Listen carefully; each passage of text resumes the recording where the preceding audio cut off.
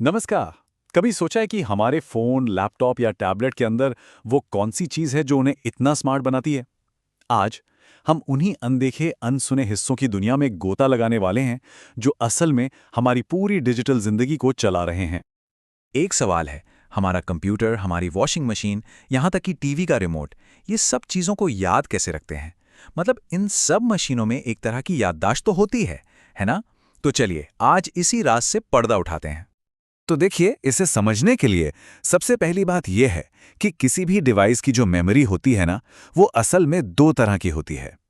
आप कह सकते हैं, एक तरह की शॉर्ट टर्म मेमोरी है और दूसरी है लॉन्ग टर्म। जो प्राइमरी मेमोरी है, वो समझिए डिवाइस का अपना दिमाग है, जो वो अपने रोज के काम करने के लिए इस्तेमाल करता है। और जो सेकेंडरी मेमोरी है, वो हमारी डिजिटल अलमारी जैसी है, जहां हम अपनी सारी फाइलें, फोटो, गाने और ऐप्स सहेज कर रखते हैं। तो चलिए सबसे पहले बात करते हैं प्राइमरी मेमोरी के पहले हिस्से की, जिसे कहते हैं रॉम। रॉम को आप डिवाइस की पक्की आदतें समझ सकते हैं। वो आदतें जिन्हें बदला नहीं जा सकता, जो बनाने वाली कंपनी ही उसमें डालकर भेजती है। और हाँ, ये रॉम सिर्फ कंप्यूटर में नहीं होता। आपकी वॉशिंग मशीन में कपड़े धोने के अलग अलग मोड, माइक्रोवेव का टाइमर या रिमोट का हर एक बटन, ये सब रॉम में लिखे हुए निर्देशों पर ही तो काम करते हैं। इसको समझने के लिए एक बड़ी अच्छी मिसाल है।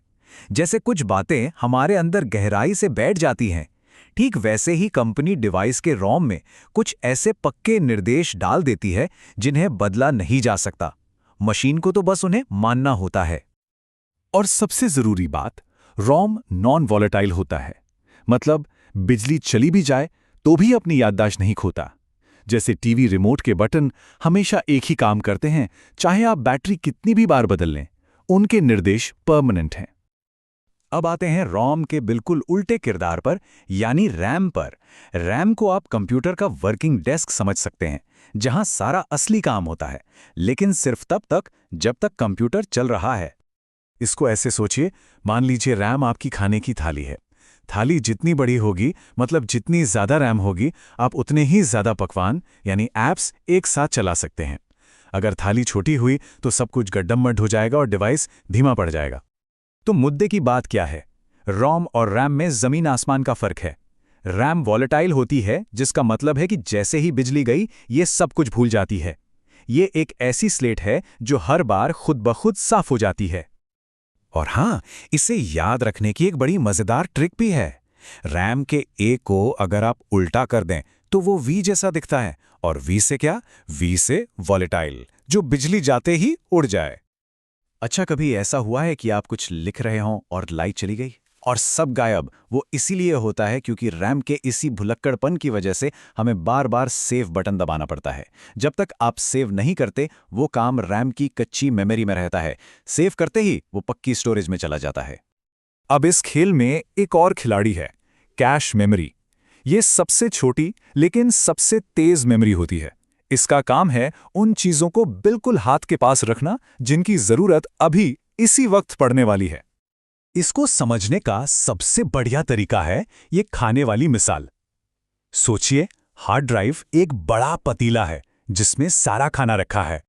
रैम आपकी थाली है जिसमें आप उस वक्त खाने के लिए खाना निकालते हैं। और कैश कैश वो चम्मच है जिससे आप सबसे तेजी से खाते हैं। और सीपीयू, वो तो आप खुद हैं।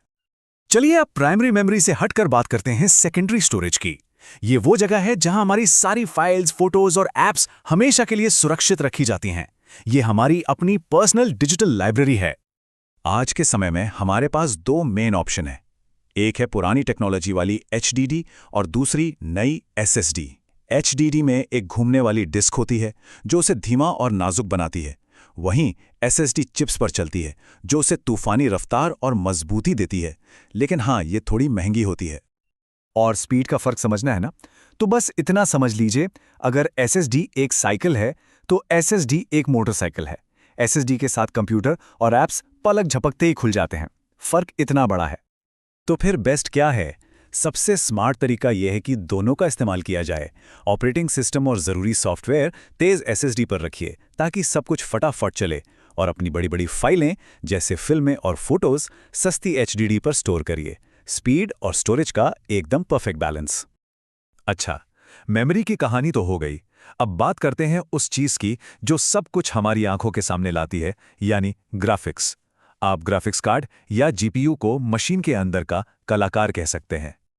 देखिए, अगर सीपीयू कंप्यूटर का दिमाग है जो सारे हिसाब किताब करता है, तो जीपीयू उसकी आंखें हैं जो नंबरों को हमारे स्क्रीन पर खूबसूरत तस्वीरों में बदलता है। एक बड़ा मजेदार किस्सा है जो बताता है कि ग्राफिक्स कार्ड करता क्या है। जहां हमें सिर्फ एक लाल रंग दिखाई देता है, वहीं एक अच्छा जीपीयू उसी लाल रंग के हजारों शेड्स को प्रोसेस कर सकता है। यही बारीकी हमारी डिजिटल दुनिया को एकदम असली जैसा बनाती है। तो सवाल ये है कि भाई एक अच्छे ग्राफिक्स कार्ड से फर्क क्या पड़ता है? बहुत बड़ा फर्क पड़ता है।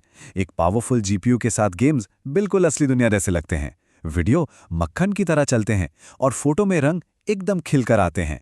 इसके बिना हमारी डिजिटल दुनिया बहुत फीकी और बेजान लगेगी।